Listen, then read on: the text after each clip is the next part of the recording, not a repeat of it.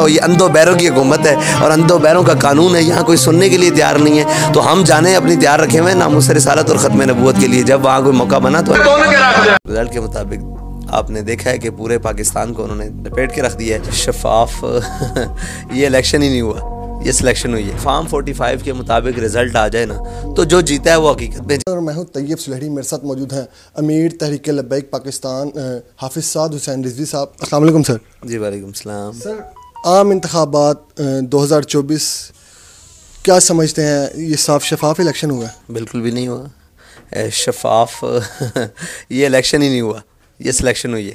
ہار گئے ہیں یا ہرایا گیا؟ مطلب عام طور پہ کینڈیڈیٹ ہارنے کے بعد کہتا ہے کہ مجھے ہرایا گیا، دھاندلی کی. آپ کیا کہیں گے؟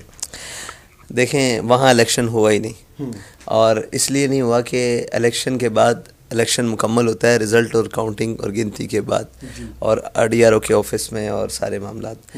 تو جب وہاں ڈی آر او ہی نہیں موجود تھا اور وہ الیکشن کو اٹھا کر صبح 12 بجے الیکشن اپنی مرضی کے مطابق ہوا ہے، تو وہاں ہار جیت تو دوسری بات ہے، وہاں تو الیکشن ہوا ہی نہیں.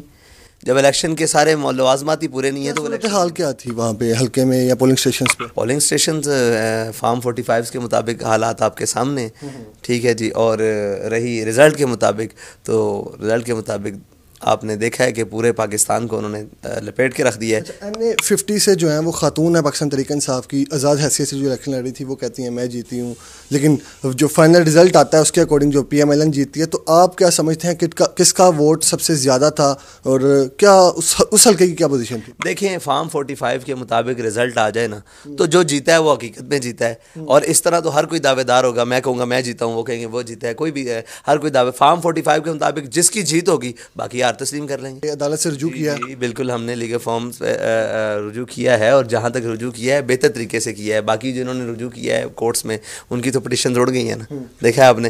تو ہم نے طریقہ کار سے رجوع کیا ہے، جہاں پہ بنتا تھا وہاں کیا ہے. پاکستان بھر میں جو ہیں وہ آزاد حیثیت سے لوگ جیتے ہیں، تو کیا آپ بطور سیاستدان کیا سمجھ رہے ہیں کہ کس جماعت کو سب سے زیادہ ووٹ پڑے؟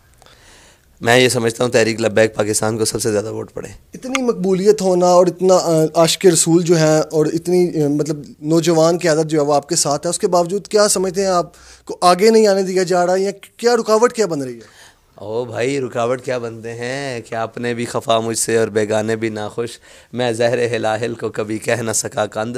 اللہ کے بندے یہ رکاوٹ ایسے نہیں ہے، یہ رکاوٹ اس لیے ہے کہ ہم اس نظام کی بات کرتے ہیں جو عالم کفر کی آنکھ میں کھٹکتا ہے. ہم اس نظام کی بات کرتے ہیں جسے پوری دنیا کا سامراج ناپسند کرتا ہے. ہم اس نظام کی بات کرتے ہیں جسے دنیا کے تمام ظاہری طاقتور جن کو اپنی طاقت پر گھمنڈ ہے وہ اس کے خلاف ہیں. اور ہم جس نظام کی بات کرتے ہیں اس کے خلاف وہ تمام قوتیں طاغوتی قوتیں ہیں. تو ہم طاغوت کے خلاف ہیں تو وہ سارے ہمارے خلاف ہیں. تو وہ ان کی غلط فہمی ہے کہ یہ اس طرح روکیں گے تو ہم روکیں گے. انشاءاللہ ہم آخر سانس تک لڑیں گے، اور جہاں تک ہمارا کام ہے محنت اور جدوجہد کرنا وہ ہم کریں گے. باقی انشاءاللہ اللہ تعالیٰ بہتر لائے گا. اور ویم کرون ویم کر اللہ، اللہ انشاءاللہ لائے گا. اور لا غالب الا اللہ، اللہ کا حکم غالب ہو کر رہے گا. شرط یہ ہے کہ ہم نے محنت کرنی ہے، جو رہتی کسر ہے وہ بھی انشاءاللہ نکال دیں گے. پاکستان تحریک انصاف کے بارے میں آپ کی کیا رائے ہے؟ سننے میں آ رہا ہے کہ لوگ کہہ رہے ہیں کہ TLP ان کے ساتھ اتحاد کرنے جا رہی ہے، کیا صداقت ہے اس بات میں؟ ایسی بات نہیں ہے. دیکھیں ہمارے دروازے پر کوئی آئے گا نا،